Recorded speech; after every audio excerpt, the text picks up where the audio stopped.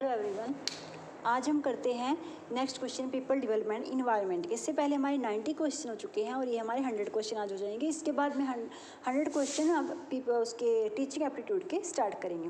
तो चलिए स्टार्ट करते हैं। 91 क्वेश्चन है हमारा, डायोक्सिन्स आर प्रोड्यूस्ड फ्रॉम, किससे होती है डायोक्सिन? प्रोड्यूस होती है जो वेस्टलैंड से, पावर प्लांट से, शुगर फैक्ट्रीज या कंबंशन ऑफ प्लास्टिक्स। तो राइट आंसर है हमारा option D, combustion of plastic. Plastic के कंबंशन से क्या होती है?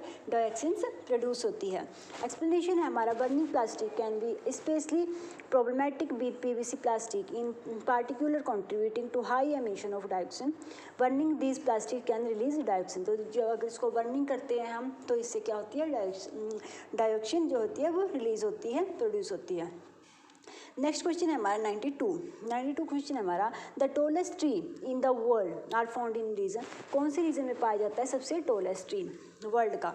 ये ऑप्शन है हमारा एक्वेटेड रीजन या टेम्परेट रीजन या मॉनसून रीजन या फिर Mediterranean reason.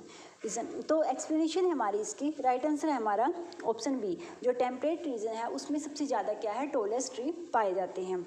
The world tallest temperate region trees grow up to 30 meter taller than their tropical counterparts। तो 30 मीटर ऊंचे होते हैं, ठीक है, जो भी उसके और एरिया से 30 मीटर टॉलेस्ट होते हैं यहाँ के ट्रीज टेम्परेट रीजन के। नेक्स्ट क्वेश्चन है हमारा 93, identify the correct sequence of energy source in order to their share in power sector in India. उन जो एनर्जी सोर्स है उनका करेक्ट सीक्वेंस भी हमें बताना है कि जो शेयर का पावर सेक्टर में किस तरीके से इंडिया में जो शेयर कर रहे हैं, ठीक है। थर्मल, न्यूक्लियर, हाइड्रो या विंड, या थर्मल, हाइड्रो, न्यूक्लियर या विंड, हाइड्रो, न्यूक्लियर, थर्मल या wind, nuclear, wind, hydro, wind या थर्मल। तो हमारा राइट आंसर इसमें जो है ऑप्शन ए है। द करेक्ट सीक्वेंस क्या है एनर्जी सोर्स का?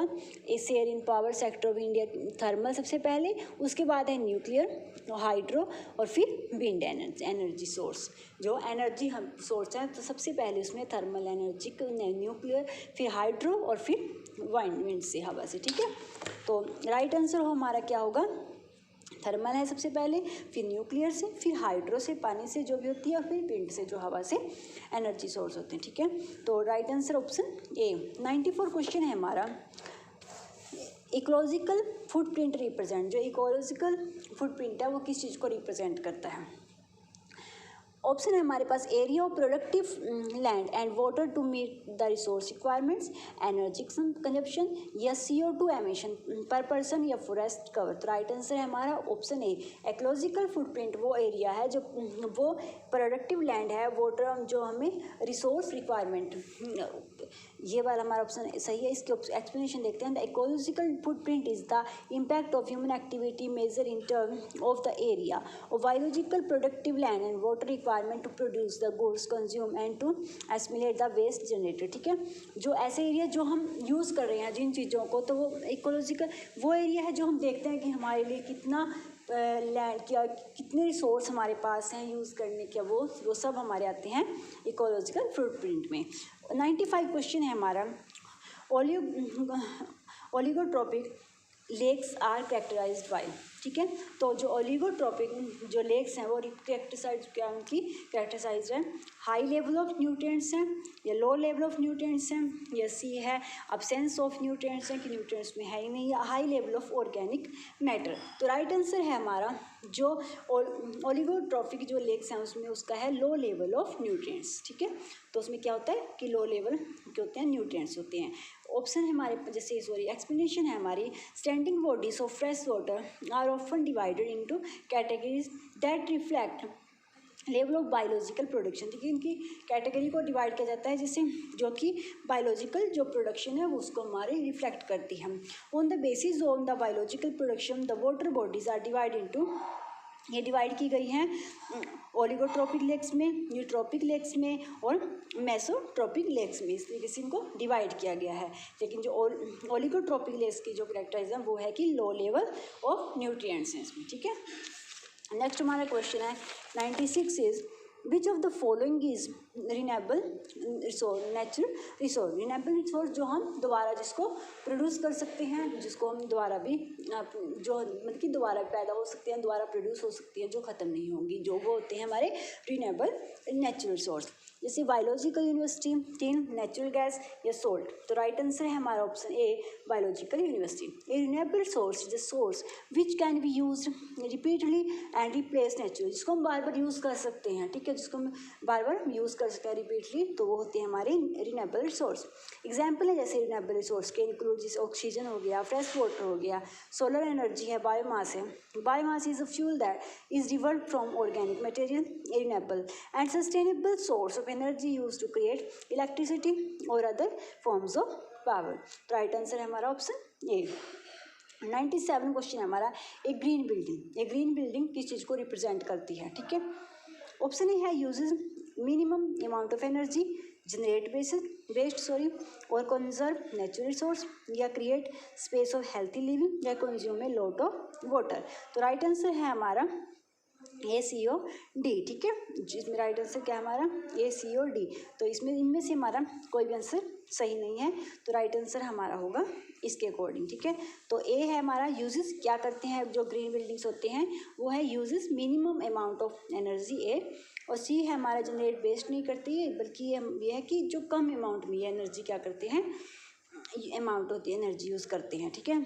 और सी है कंजर्व करते हैं नेचुरल रिसोर्स को, और डी है कि जो क्रिएट करते हैं स्पेस ऑफ हेल्थी लिविंग, हमारे हेल्थी लाइफ के लिए भी उसको ऐसे क्रिएट करते हैं हमारी स्पेस, ठीक है, वो होती है ग्रीन बिल्डिंग। तो राइट आंसर ऑप्शन ये हमारी में से कोई नॉन ऑफ द अबव है, ठीक है, और राइट आंसर होगा हमारा ए और सी डी, ठीक है। नेक्स्ट हमारा क्वेश्चन है जो वो है कि the 98 question, the main constituent of biogas are, ठीक है, मेन कॉन्स्टिट्यूएंट क्या है बायोगैस के, मीथेन और कार्बन डाइऑक्साइड, या मीथेन एंड नाइट्रिक ऑक्साइड, या मीथेन हाइड्रोजन नाइट्रिक ऑक्साइड, या methane and sulphur dioxide. Right answer is option A methane carbon dioxide. Biogas comprise primary methane, सबसे पहले इसमें क्या प्राइमरी जो इसमें है वो है methane CH4 and carbon dioxide CO2 and में have small amount of hydro, small amount में इसमें हाइड्रोजन होती है, सल्फाइड होती है and moisture and soil oxygen, ठीक है। तो ये इसमें स्मॉल अमाउंट में होती हैं, मेनली होती है मीथेन और कार्बन डाइऑक्साइड, ठीक है। 99 क्वेश्चन है हमारा sorry, major source of oxygen demanding waste in fresh water system.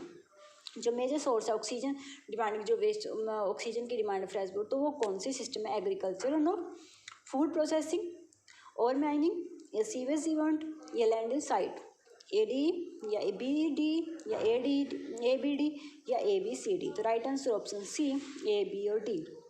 जो मेजर सोर्स हैं वो है एग्रीकल्चर रन ऑफ, जो भी एग्रीकल्चर से जो भी पानी जाता है, जो भी जाता है उससे क्या होता है, जो ऑक्सीजन है वो क्या करती है, रिड्यूस ऑक्सीजन की डिमांड जो होती है वो है।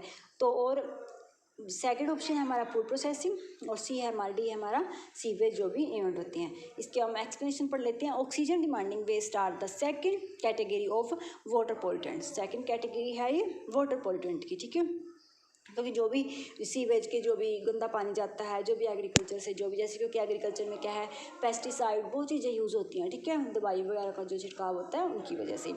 तो these are the waste can be decomposed of oxygen requirement bacteria oxygen demanding waste come from sewage animal feed, ये भी देखना सीवेज से आते हैं, एनिमल फीड लॉट से, फूड प्रोसेसिंग जो भी फैसिलिटीज़ होती हैं, मील्स से जो भी पल्प जो भी मील्स होते हैं, और रन ऑफ फ्रॉम लैंड्स यानी कि फार्म लैंड्स मतलब कि एग्रीकल्चर लैंड्स जो भी हैं, और डंपिंग ऑफ वेस्ट जो जहाँ भी डंपिंग करते हैं वेस्ट को वो, तो इन सब से होती है।